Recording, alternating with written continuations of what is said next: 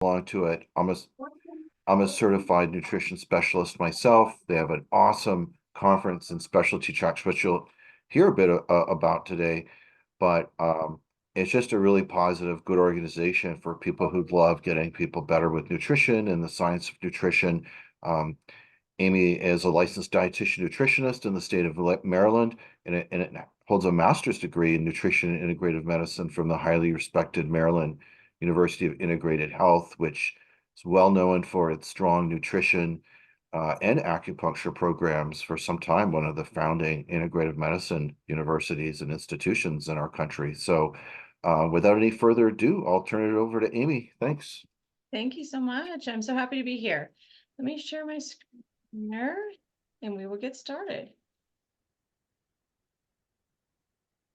All right, and I made it so you could unmute. So if you have questions, feel free to raise your hand or unmute yourself. I'll try to make some spaces for questions in between some of the areas where we have talk about different things. But if you have a question, please feel free to raise your hand. So thank you so much, Dr. Smith, for the introduction. So my name is Amy Smith. I am from the American Nutrition Association. I am the senior director there, so I oversee the certifications department. So that includes the CNS as well as the other certifications that we offer. And I also oversee the advocacy department. Let me see if I can make this look better here. Let me try that again, see if we can get rid of the bar on the top.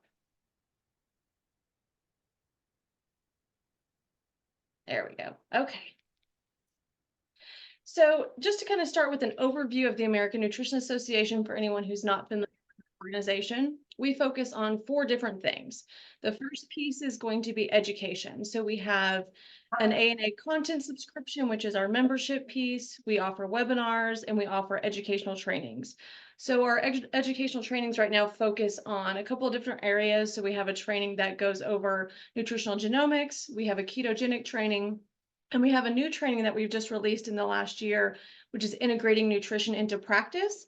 And that training is created for physicians or other NDs, DCs, doctors that already have nutrition in their scope of practice. So this is a training to kind of bolster your nutrition education that offers CME.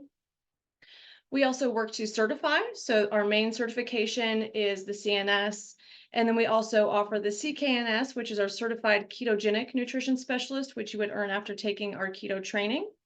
We have the CNGS, which is the Certified Nutritional Genomics Specialist, which you would earn after taking the nutrigenomics training, and the CPNP, which is the certification that comes after the Integrating Nutrition into Practice training. So we have some other options, but we're here really today to talk about the CNS option.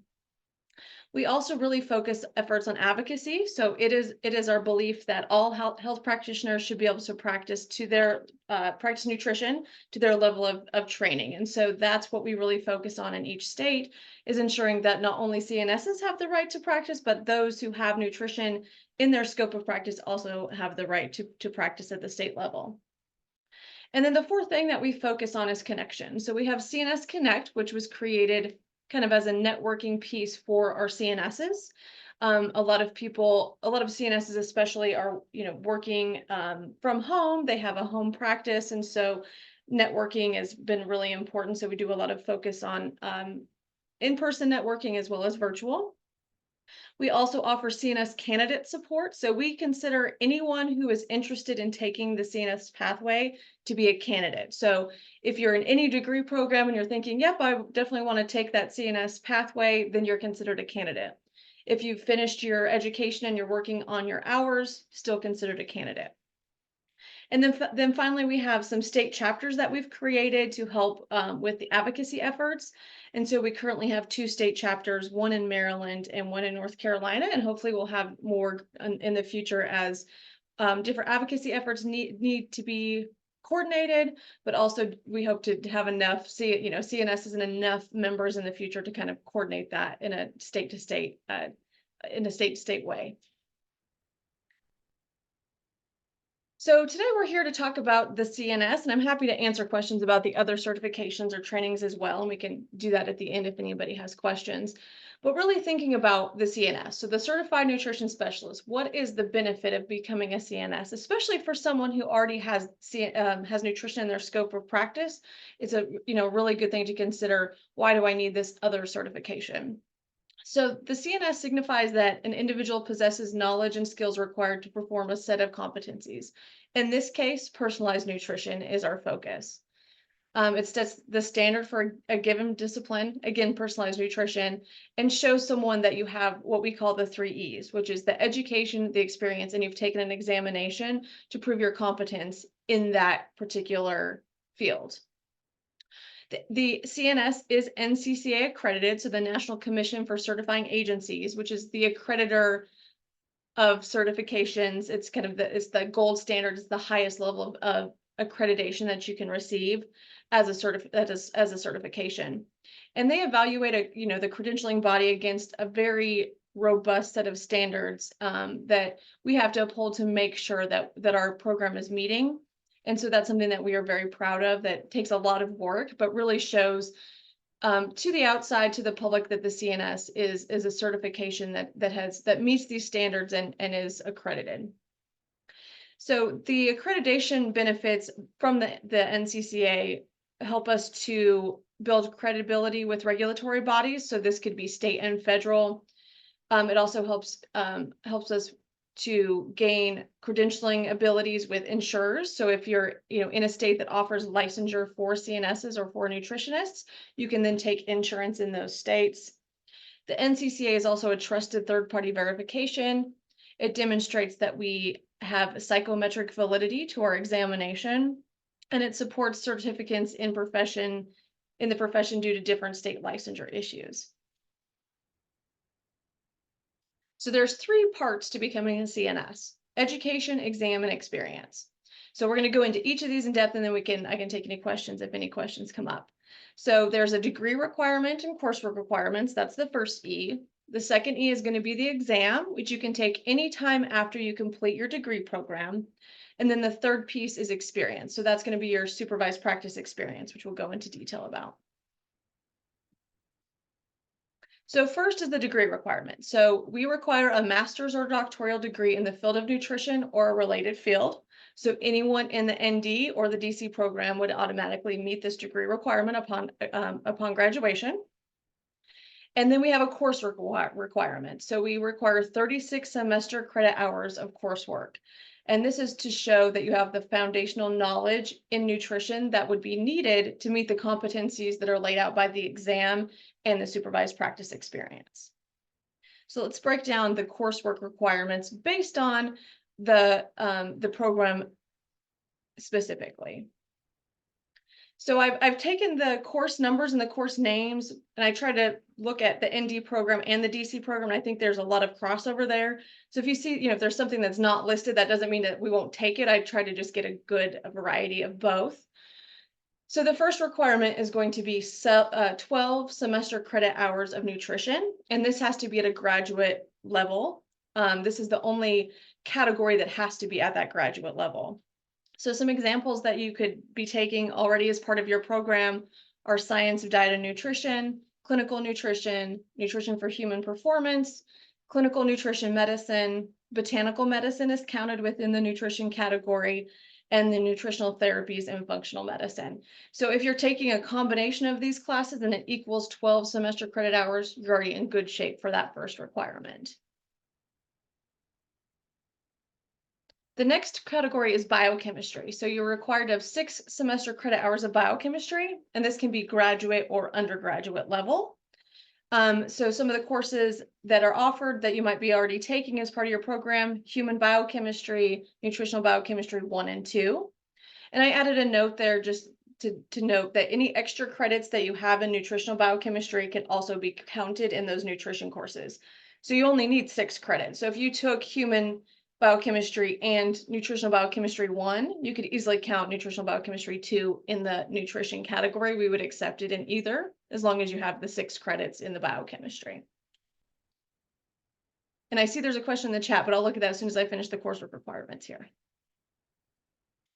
The third requirement is anatomy and physiology. So we have approved spine and extremities anatomy to cover this. So you only need 3 credit hours between the course and the lab. You're getting over 8, so you're set there as long as you have taken that as part of your program. And then we have clinical and life science courses. So this is 12 credit hours, and it could be graduate or undergraduate. And looking at both the ND and the DC program, you have tons of courses that can fit in here. So this is going to be any science-based course that you can put in here. And if you have undergraduate courses, those can fit in there as well, but you'll have no problem meeting these requirements with the different courses that you're taking. So it could be any combination of the other courses that you're taking. And then the final category is behavioral science. So this can again be graduate or undergraduate level. So I saw in the coursework there was dietary counseling and therapy that would easily fit into this category. Also, if you took an intro to psychology and intro to sociology as your, during undergrad studies, those would also fit into this category. Okay, so the question, oh, there wasn't a question. It was Dr. Fraser putting a statement in there. So good. Awesome. Okay, so that's the coursework requirements. Any questions about degree or coursework requirements before I go on to the examination? And feel free to raise your hand or unmute if you have a question. Kristen.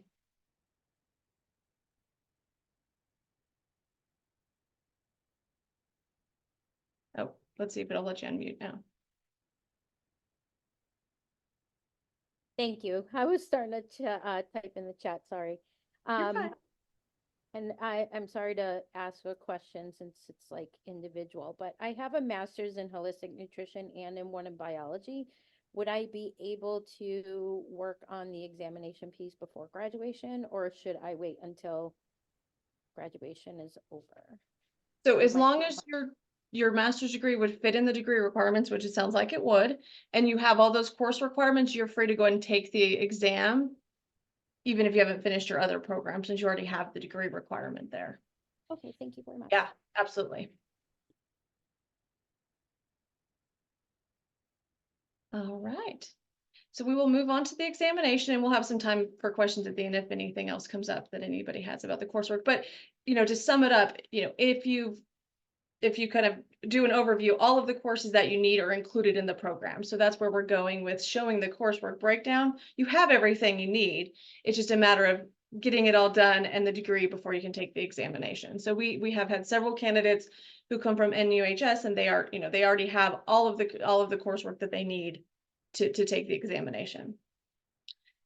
So you can apply for the exam anytime after you've finished your degree and the coursework requirements. So you have to have completely finished that degree before you can sit for the exam. There's a couple of documents that you have to submit to take the exam. We have an application, which we've now moved online. It used to be a PDF, but we have a new portal that we've just launched in the last couple of weeks where you fill it out online, and it's very easy. We do require transcripts from the school, any schools that you're including coursework from. So if all your coursework is covered under your 1 degree program, we just need the 1 transcript. And that's going to be an official transcript directly from the school to the BCNS.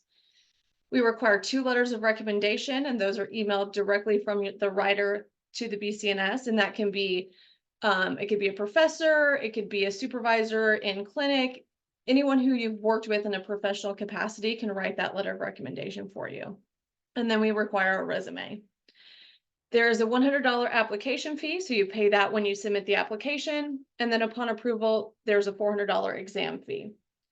There's also a test fee center. So once you actually register for the exam itself, there's a $78 fee to take the exam at a test center. So that's how we offer it.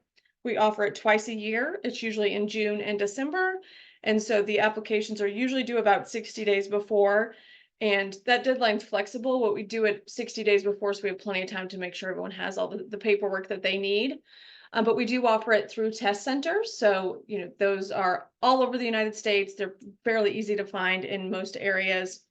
And so that's how you will sign up and take the exam. There is also no time limit to sit for the exam after you complete the degree in the coursework. So if you had a course from many, many years ago, we will accept that. There's no timeline of requirement to take that examination after your graduation.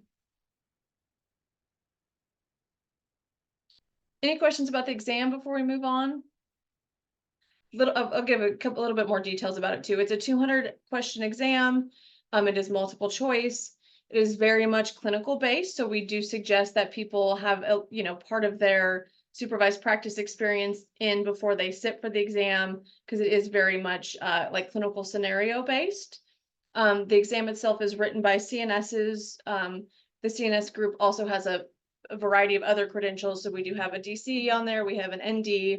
We have a couple of MDs who write the CNS exam questions, but they're written by CNSs, and it's updated twice a year. So you're always getting a fresh exam based on the newest trends and the newest things that are happening in nutrition. So it's not something that we wrote the exam 10 years ago and everyone's still taking the same one. So we spend a lot of time on the exam. It's a really important part of the credential. So it's something that we are really proud of and we spend a lot of time on. So like I said, we offer that twice a year.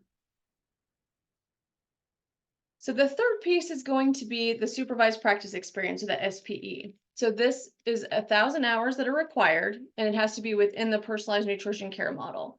So we're looking at 3 different categories. Category A is going to be PN assessment and interpretation. So PN being personalized nutrition. Category B is intervention, education, counseling, and ongoing care. And category C is monitoring and evaluation. And I'm going to go into those in a little bit more detail in just a second. We also count time spent with your supervisor. So this could be talking over cases.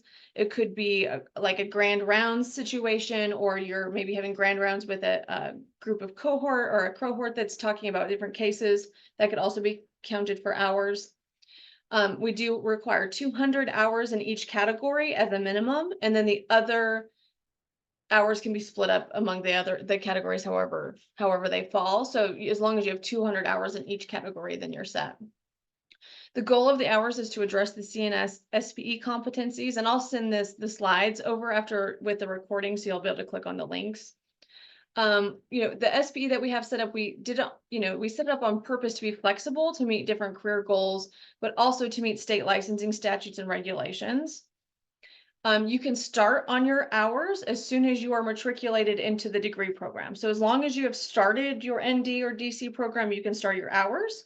And so, in clinical experience, that's where you can be getting the hours while you're still working on your degree. You do have to complete your hours within 5 years of passing the exam. If you don't, you have to retake the exam. And there's different venues and supervisors that you can use to get the hours. So, right now for the ND program, Dr. Green is a BCNS approved supervisor, so she signs off on people's hours. So there's definitely opportunity there to get them within your program, which makes it really convenient.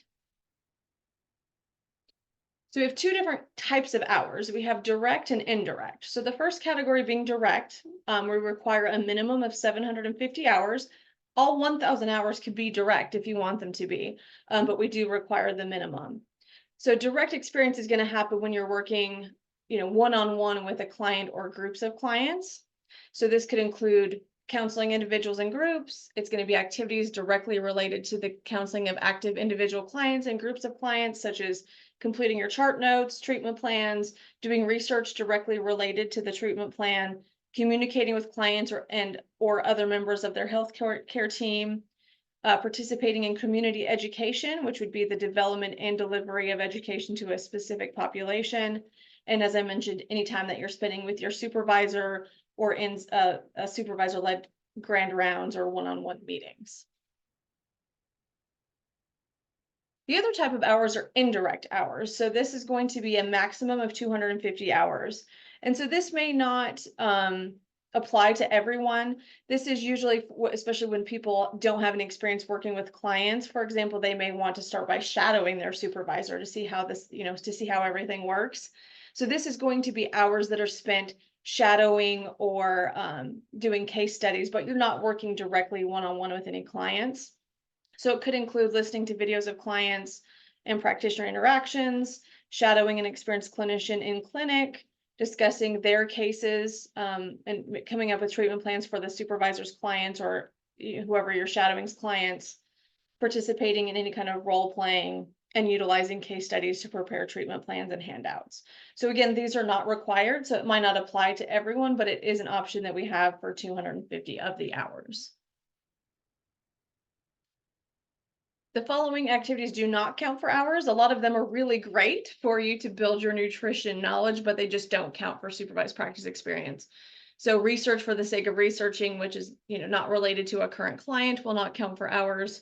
Writing books, articles, and blogs will not count for hours. Teaching classes and academic programs, developing condition-based training programs and treatment protocols that are not related to your current clients, creating educational lectures, videos, and webinars, especially those for mass audience. So creating an educational lecture and then putting it on YouTube, for example, would not count for hours, nor would watching educational lectures, videos, and webinars.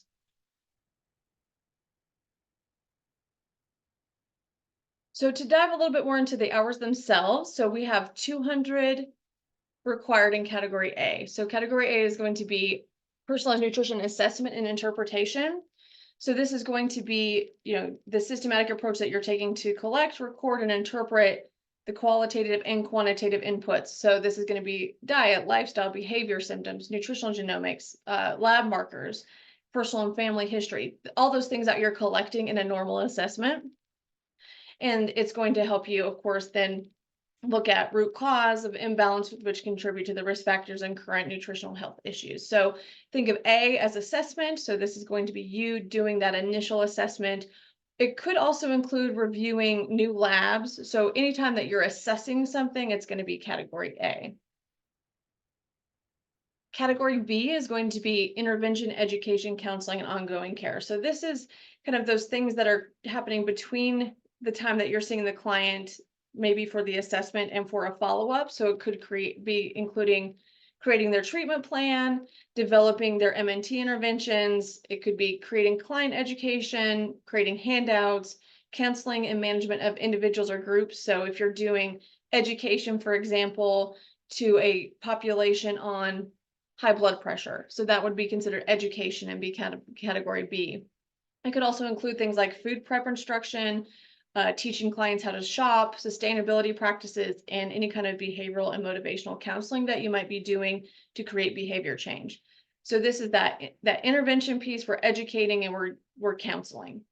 So it could be, it could include changes to the diet. It could be, recommending and changing nutraceuticals based on their follow-ups, addressing issues related to lifestyle factors. So we're, thinking movement, sleep, stress management, and then really addressing those food-related behaviors, such as timing of eating environment, fasting, food selection, food storage, and food preparation. And then category C is going to be the reevaluation. So this is the follow-ups, this is the monitoring and evaluation that's happening after you're creating those treatment plans.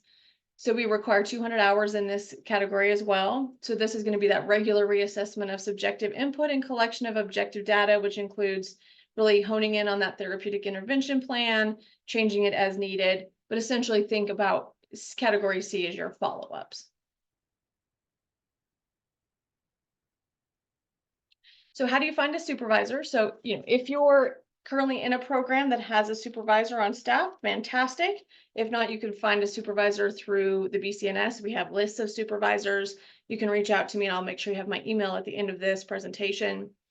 You can find them within work settings, networking opportunities, but it's extremely important to make sure your supervisor is approved before beginning the experience. We can retroactively sometimes go back and try and track things, but it's much easier if you're working under someone who's already supervised, so that we don't have to do that. So there's a supervisor approval process. So if you're unsure if somebody is approved, let us know. We can let you know if they're approved, or they can submit an application to do so. So you can get experience in a multiple different ways. So clinical practice setting, this could be, the clinical work that you're doing as part of your program. That's absolutely acceptable. It could be a community setting within an institution, home healthcare setting, could be part of a residency or clinical rotation. Some programs do offer hours as part of their degree program. So this would be separate from the clinical aspect, or it can be any combination of those. So when can you get started? So as I mentioned on the supervised practice experience, you can begin as soon as you are enrolled in your degree program. So that would be now. You can start on those hours now. Make sure you're tracking them correctly. So if you need a tracker, reach out to me and I can make sure that I can send a link to that too with the slides to make sure you have the appropriate documentation that you'll need to submit to us to count those hours. If you know, it could be best to start with those indirect hours if you don't have any experience working with clients or you're just getting started on the nutritional care piece, and then move into the direct hours. And we do see performance on the exam is best after some of those SPE hours are completed. So we do require a tracking sheet. It is pretty detailed. No more detailed than what you're taking as far as charting notes, but what the reason we require it to be as detailed as it is for some state licensure. So we basically built this tracker around the one state that had the hardest requirements to become licensed, and that is North Carolina. So it is based on their tracker. So essentially what we're asking you to do is track the time. There's a place to put the date. Some people have many different entries for one date, which is absolutely fine. You're going to put a brief description of the clinical work. So this might include initials of the client, male or female, their age, and then just discussing very briefly, was it an intake? What were you seeing them for? Just kind of give a very brief description of the clinical work, where it took place, which could absolutely be as part of the university clinical program. Was there a direct or indirect hour? What category was it in? What health conditions were addressed? And again, that's a state licensing rule. In one of the states, they want to see that you have seen multiple health conditions. So that's why we added that to the tracker. And the tracker is built to total all the hours as you put them in. And so columns K and M will total automatically, and it all transfers to a summary page where all of your hours are tracked. So if you don't have one of these and you've already started your hours, please let me know so we can get one sent to you. Okay. So for the supervisor, again, like I said, you'll have to submit an application if your supervisor is not already approved. The supervisor will send a supervisor report at the end of you completing your hours. And then there's a PN case review form that we offer to supervisors that probably wouldn't apply here, but it is an example of like a SOAP note that you could use with your candidates if you wanted to. And then each candidate's going to submit the SPE report at the end of their 1,000 hours. And there's some tutorials online on how to fill those out. Again, they're linked here. So just let me know if you can't find those and we can make sure you have some instructions on how to complete the tracker. Okay, I'm going to talk a bit about advocacy, but I want to answer any questions that there is regarding the hours, the tracking, the exam, the coursework. Anybody have any questions? I have a question. Sure, go ahead. So, in some of our classes, we do actually do work based on case studies, like create treatment plans and things like that. Would that be considered experience? It can be, as long as we have someone to sign off on the hours. So Dr. Smith, please jump in if you want to at any point about the proper procedure for this, but it most definitely could be counted for hours, but we have to have someone, a supervisor, to sign off on them. So that's really up to the school, whether that's something that they want to do or not. Okay, Yeah, thank you. you're welcome. And it's my understanding that you should be able to get the 1,000 hours without any concern, right? If you finish the program, it would include plenty enough hours for you to get the 1,000 hours that are needed. And that's been our experience going back several years now, is the interns, there's, it's work for them to present this to their supervisor, but as far as what they're doing in the process of getting their ND, there's ample experience built into the syllabus and built into our clinical requirements for ND. And we've had several graduates of the program get their CNS last year that took the exam, submitted their hours, and had no problems meeting the requirements.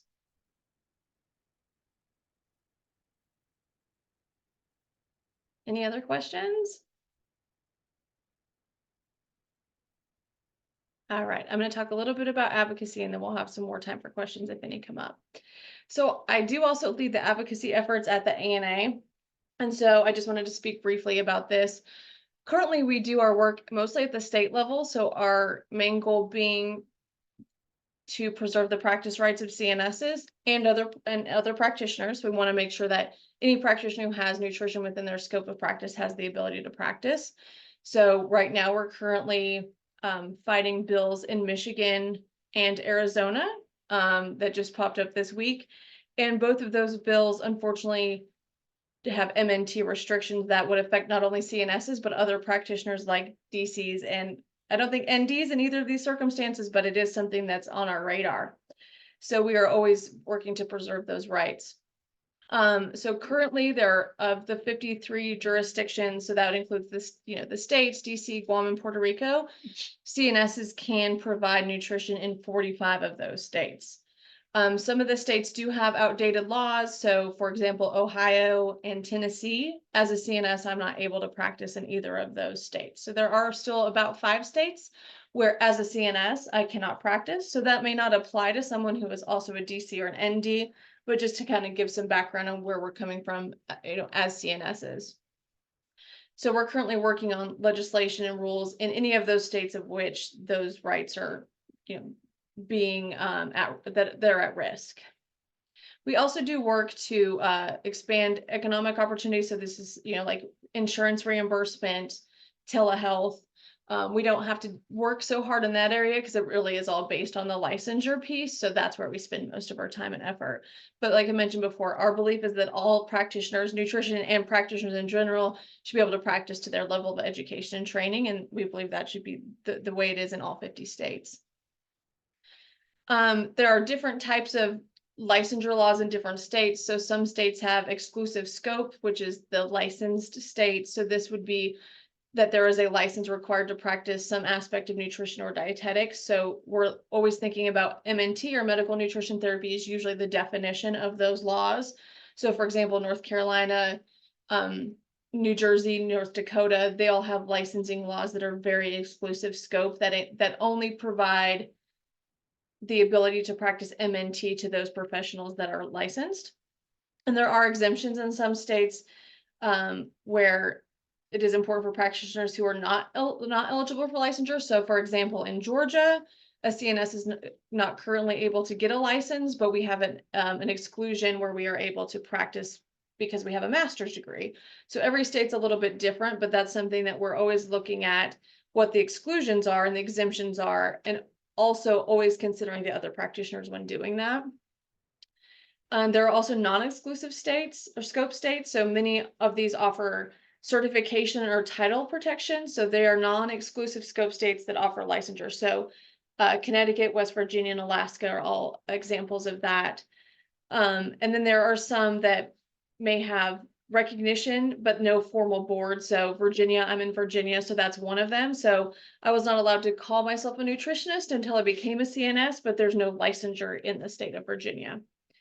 And then some states have no regulation, but as you heard me mention before, those states both have bills that have been introduced in the last several months. So Arizona a bill was introduced last week, and Michigan has a bill that we're currently fighting, that we've been fighting for the last several months. So both of those bills would exclude CNSs from practicing and anyone who doesn't have MNT in their scope of practice.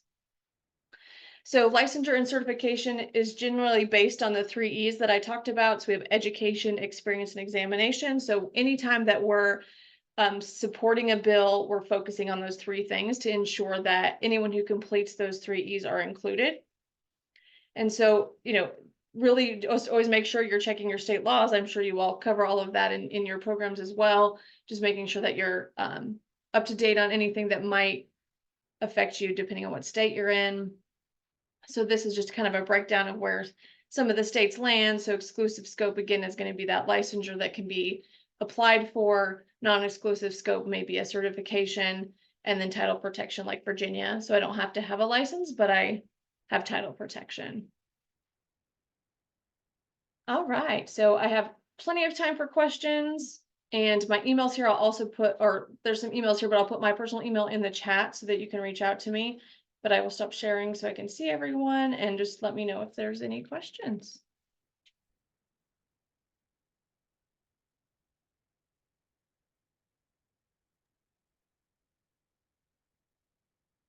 I'll just maybe ask one for everybody.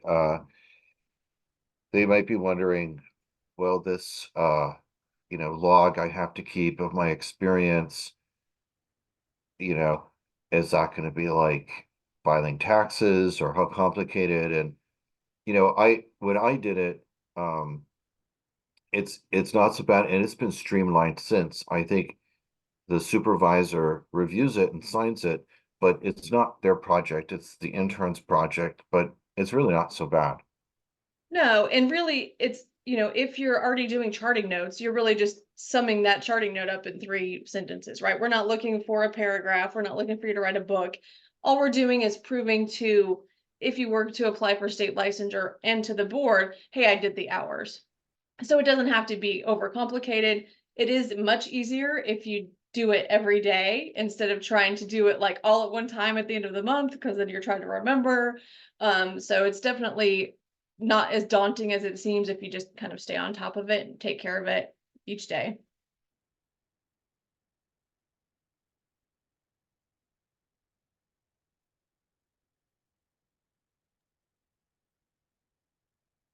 This isn't a legislative meeting, and it's always moving, it's always shifting, and so just like naturopathic medicine, I know in Illinois, um, if you have the education and you have the CNS certification, you can become a licensed dietitian, nutritionist, and do all of those things, nutrition, dietary supplements, etc.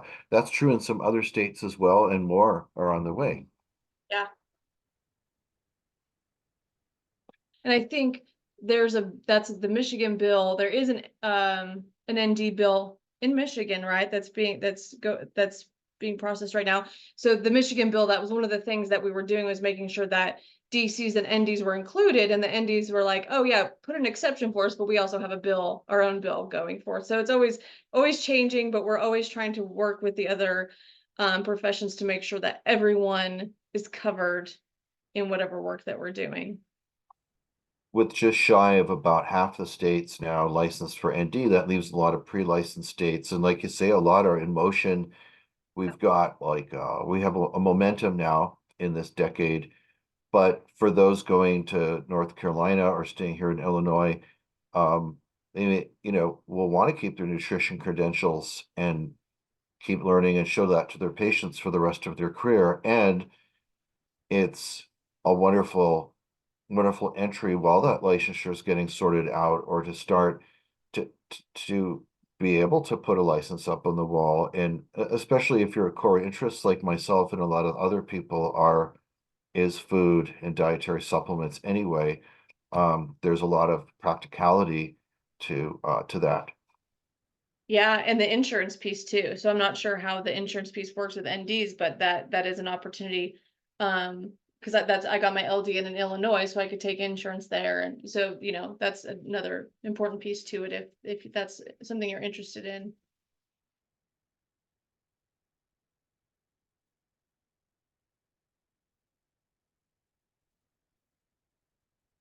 Well, I must have answered everyone's questions because there's no questions, but I will send over the slides and the recording so that you all will have that in the links.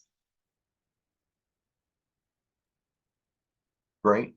Recording will be available. I'll get it around to everybody. Well, our interns that are taking care of patients right now have expressed some interest, and you have Amy's contact info. And if this is something you think would be good for you, and there is an exam, it's an excellent exam. The questions make a lot of sense, and it's very aligned with the competencies they tell you it'll be. It's great. But it is another way to capitalize all the work you put into the ND as well, right? So think about it, and if you have questions, get in touch with Amy. So thank you. Thank you everyone for coming out on a busy school day. Amy, I want to thank you on behalf of NUHS for doing this for us. Thank you for having me. Please reach out if there's any questions. Thank you. Thank you. Thank you. Thank you. Enjoy your day. Everyone's Thank headed you. back to class now, huh? Yeah, so much for lunch. Yeah. Thank you all. Have a wonderful day. Thank you.